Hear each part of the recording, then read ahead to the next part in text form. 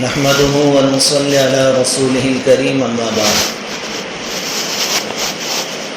أعوذ بالله من الشيطان الرجيم بسم الله الرحمن الرحيم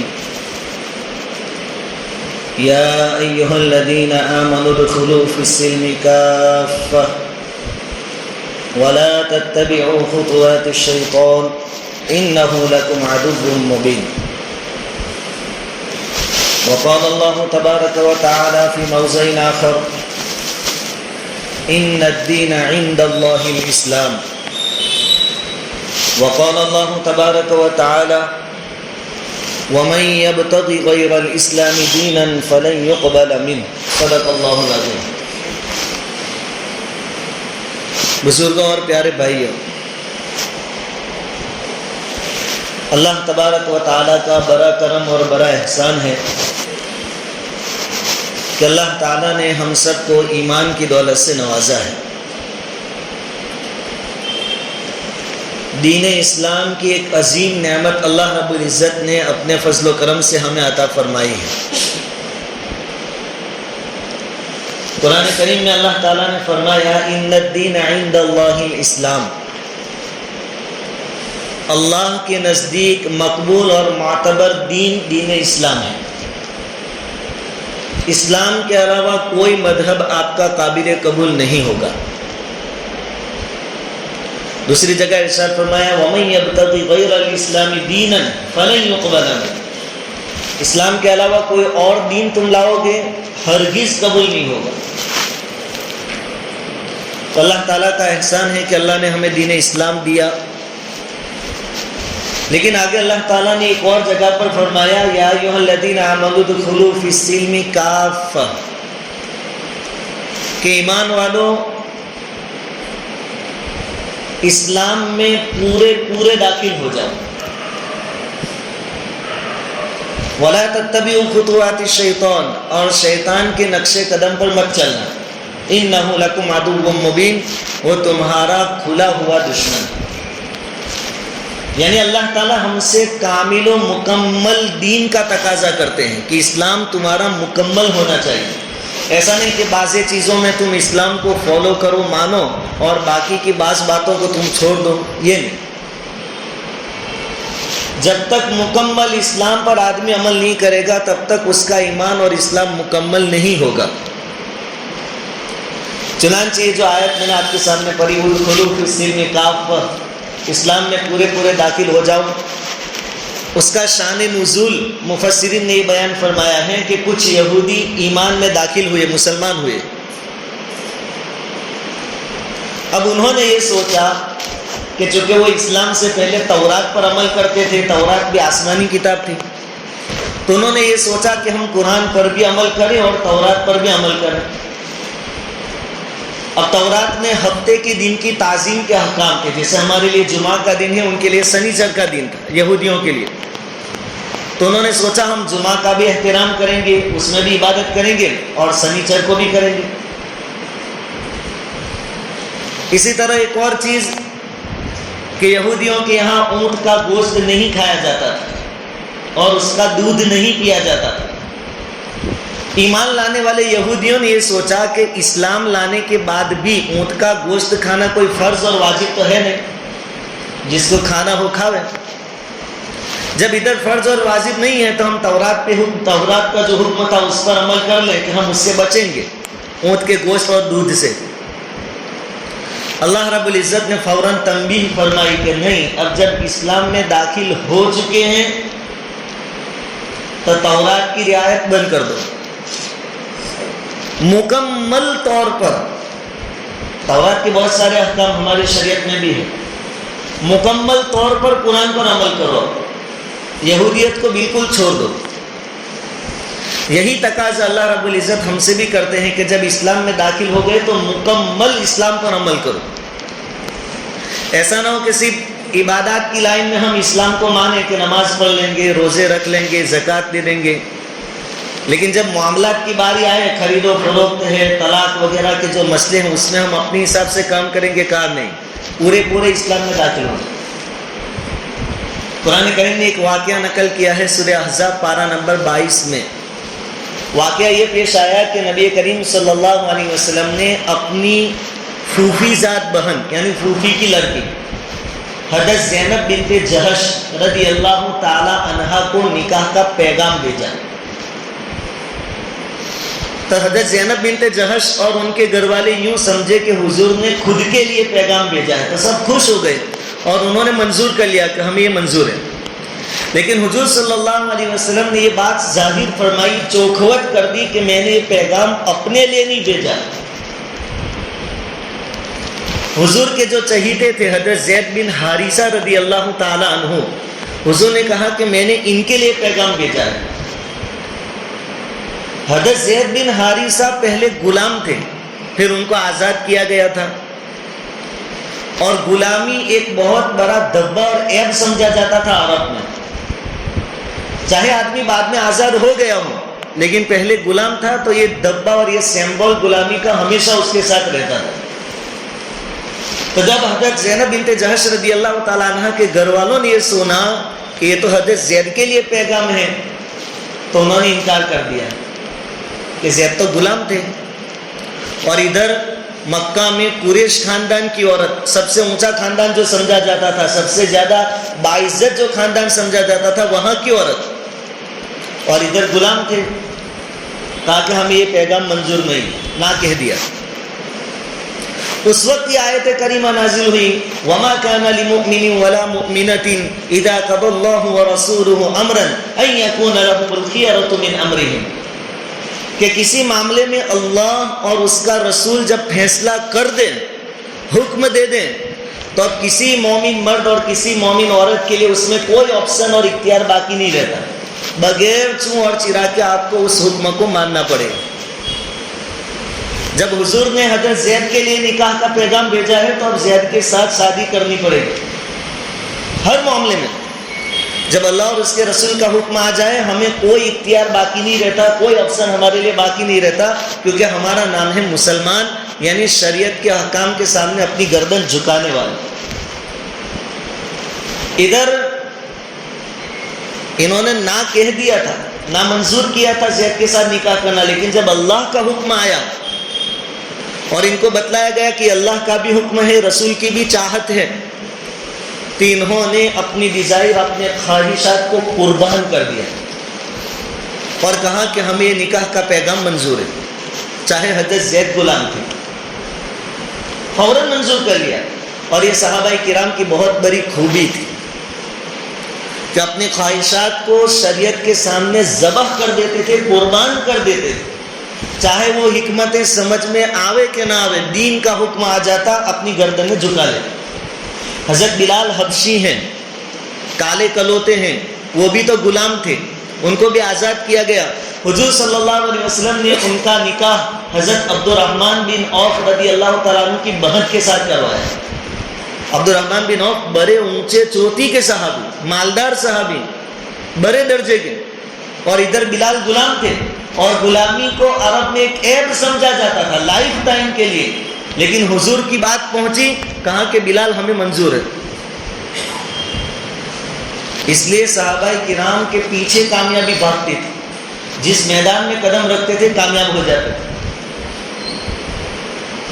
اور ہم آج اپنا حال دیکھیں, ہماری اولاد کی سوچ دیکھیں. ہماری لڑکیاں یہ کہہ رہی ہیں کہ داڑھی والا تو ہمیں,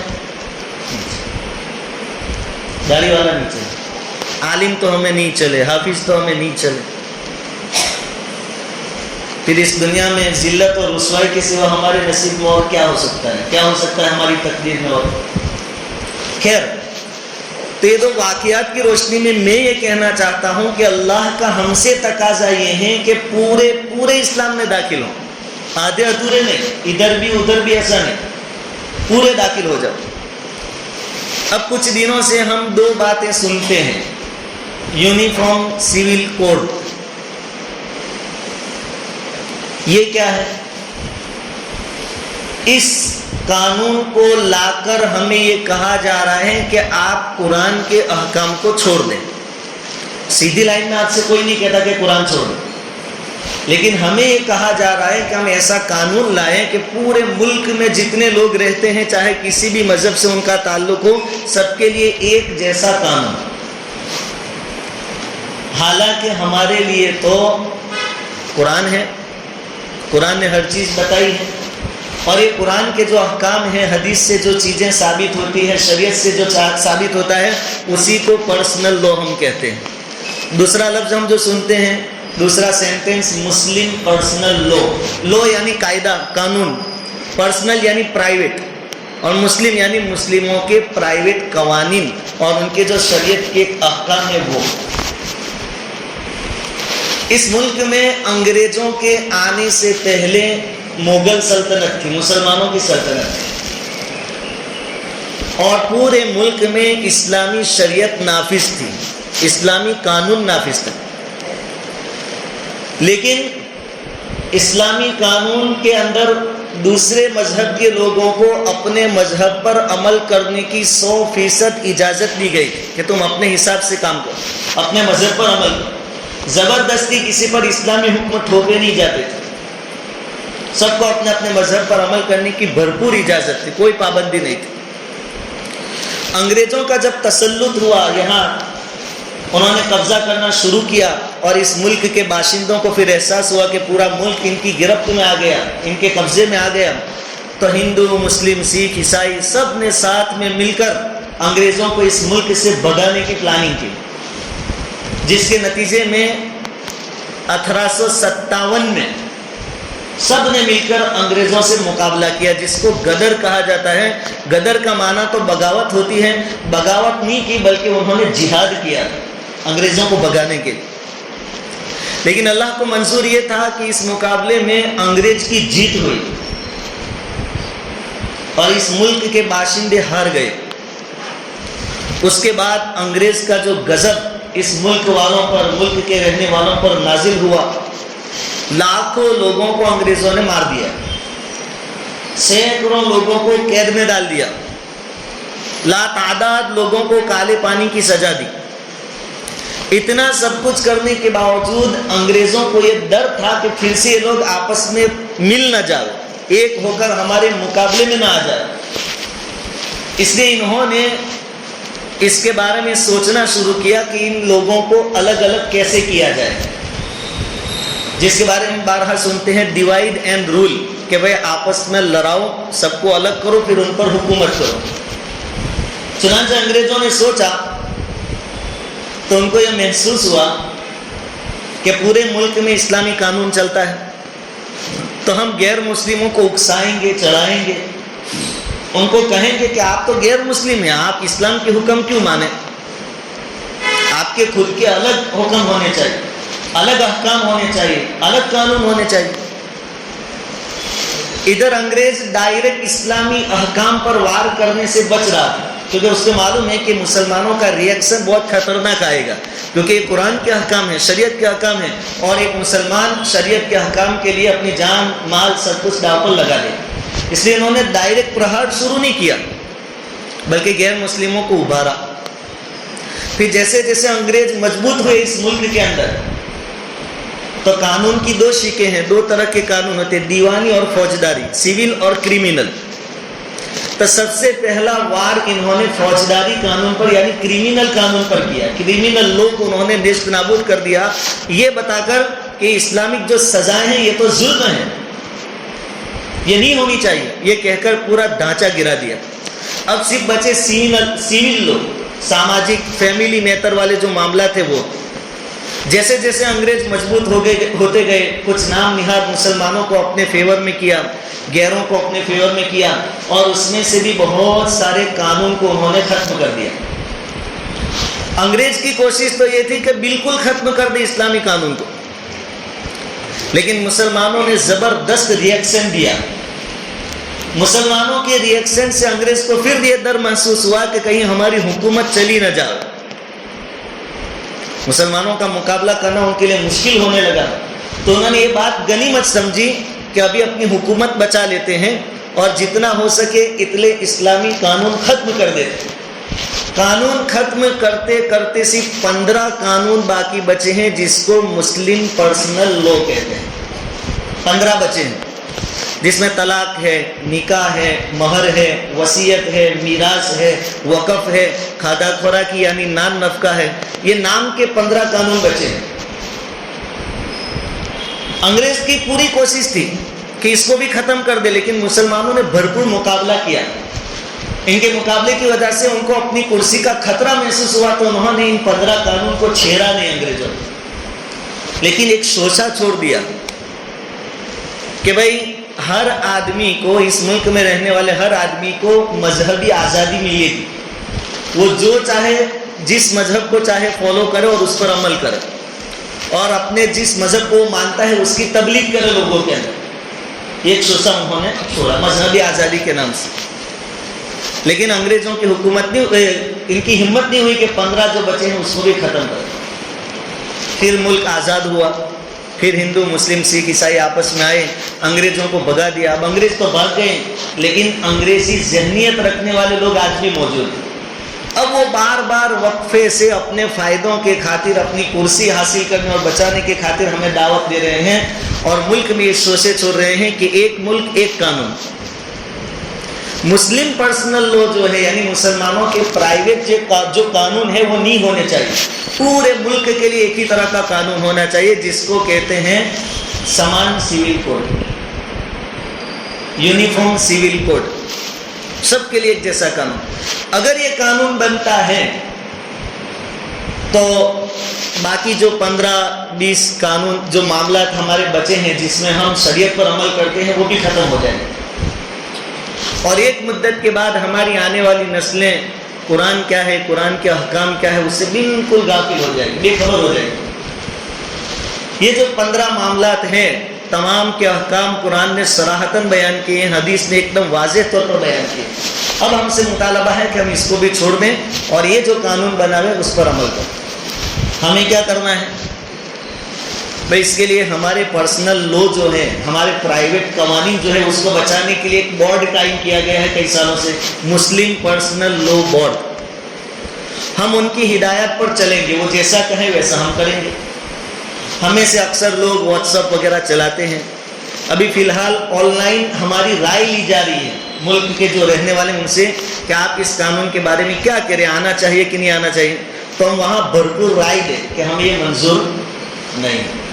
اور ایسا نہیں ہے کہ صرف مسلمانوں کے پرائیویٹ قانون ہیں، دوسرے جتنے بھی مذہب کے لوگ ہیں سب کے اپنے اپنے پرائیویٹ قانون ہیں، لیکن نشانہ ہمیں بنایا جا رہا ہے. تو بڑی ہوشیاری کے ساتھ، اطمینان کے ساتھ، ٹھنڈے دماغ کے ساتھ ابھی جو کام کرنا ہے کہ بھائی ای میل ID دیا جا رہا ہے، لو بنانے والی، قانون بنانے والی جو کمیٹی ہے ان کا، اس پر اپنی رائے ڈالیں. دوسرا مسلم پرسنل لا بورڈ ہے، اسی طرح جمعیت علماء ہند ہے، وہ ہمیں جو ہدایت دے اس کے مطابق ہم اپنا عمل کریں گے. اور سب سے بڑا کام جو کرنا ہے وہ عملی میدان میں کرنا ہے. وہ کیا ہے کہ ہم لوگ بھی بات بات پر عدالتوں تک پہنچ نہ جائیں. ہر معاملے میں قانون کا سہارا لینے پہنچ نہ جاؤ. ہمارے پاس شریعت ہے، قرآن ہے.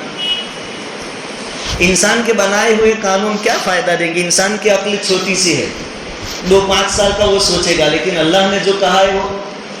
اب ایک 3 طلاق کا مسئلہ آیا، قانون بنا. کیسا قانون بنا کہ کوئی 3 طلاق ایک ساتھ دے گا تو ہوگی نہیں، لیکن دینے والے کو 3 سال کی قید ہوگی. جب طلاق نہیں ہو رہا ہے، جرم ثابت نہیں ہو رہا ہے، تو 3 سال کی قید کہاں سے ہوگی؟ اچھا 3 سال کی قید میں وہ رہے گا، لیکن 3 سال تک بھی نان نفقہ یعنی خرچہ پانی دینا پڑے گا. وہ جو جب قید میں ہوگا، جیل میں ہوگا، تو اس کو خرچہ کیسے دے گا؟ قلم 125، اس میں کیا ہے کہ کسی نے اپنی بیوی کو طلاق دے دیا. اب ایک عدالت میں پہنچ گئے، کورٹ میں پہنچ گئے، وہاں کیس چلا اور منظور ہو گیا. تھا 125 میں کیا ہے کہ جب تک وہ عورت دوسرا نکاح نہ کرے یا جب تک وہ عورت مر نہ جائے، وہاں تک وہ طلاق دینے والا شوہر اس کو خرچہ دیتا رہے گا. شریعت کے اعتبار سے بالکل جائز نہیں ہے. جب تک عورت عدت میں ہے وہاں تک خرچہ لے سکتی ہے. اس کے بعد شریعت کا حکم نہیں ہے کہ گھر میں بیٹھی رہے اور مفت کا کھانا کھاتی رہے. بھائی آدمی کو پگار کب تک ملتی ہے؟ جب تک وہ نوکری پر ہوتا ہے. نوکری چھوڑنے کے بعد کوئی پگار دیتا ہے؟ آپ دیتے کوئی اپنے کاریگر کو، جونے کاریگر کو دیا؟ جب پگار نہیں ملتی تو یہ خرچہ کہاں سے دے گا؟ اب 125 कलम कहती है कि आपको देना पड़ेगा दूसरी शादी होने तक, या वो मर जाए वहां तक। अब इससे क्या खराबी होती है कि शोहर ये सोचता है कि जब इसको खर्चा देना ही है पूरी जिंदगी तो मैं उसको तलाक कहीं को दूं, उसके घर पे बिठाए रखूं। एक खराबी है। तो दुनिया भर का जुल्म उस पर करेगा लेकिन तलाक नहीं देगा। इसलिए कोर्ट में तलाक देने के बाद जब जमा होते हैं तो जज के सामने यही कहते कि मैं रखने के लिए तैयार हूं। एक खराबी। दूसरा है कि बाज़ औरतें यूं सोचेगी कि मुफ्त का खाना अच्छा है, हमें दूसरी शादी नहीं करनी है, हम बैठे बैठे खर्चा उठाते रहेंगे। और अब तो हमारी जो मुल्क की हुकूमतों ने एक कानून भी पास किया है कि बालिग मर्द और बालिग औरतें चाहे शादीशुदा हों, आपस की रजामंदी से साथ में रहना चाहे तो रह सकते हैं। तो इधर से तलाक देने वाले शोहर से खर्चा लेती रहें और उधर मस्ती करती रहें, मौज मस्ती करते रहें। अब इंसान क्या कानून बनाएंगे? लेकिन गलती हमारी है, हम लोग समझते नहीं हैं। हमारा सबसे बड़ा प्रॉब्लम यह है कि हम अपनी समस्याओं को हल करना नहीं चाहते। हम सामने वाले को, यानी जिसने तलाक दी है, दामाद है, बहनोई है, उसको सबक सिखाने के चक्कर में वहां तक पहुंच जाते हैं। अपना पैसा भी खर्च करते हैं, अपना वक्त भी बर्बाद करते हैं। और वकील जो बेचारे खड़े खड़े पेशाब करने वाले होते हैं, अक्सर उनको कहते साहब साहब साहब, जज साहब, यहाँ कुरान है उसको नहीं मानेंगे, आलिम के पास नहीं जाएंगे, शरीयत को नहीं मानेंगे, नहीं उसको सबक सिखाना है। सबक सिखाने के चक्कर में बाप भी मर जाता है लड़की का, इसकी जवानी बेकार जाती। उधर शोहर जिसने तलाक दी है या देने वाला है, उसको भी आगे कोई रास्ता नजर नहीं आता कि आगे अपनी जिंदगी में क्या रहे, उसकी जिंदगी भी बेकार हो गई।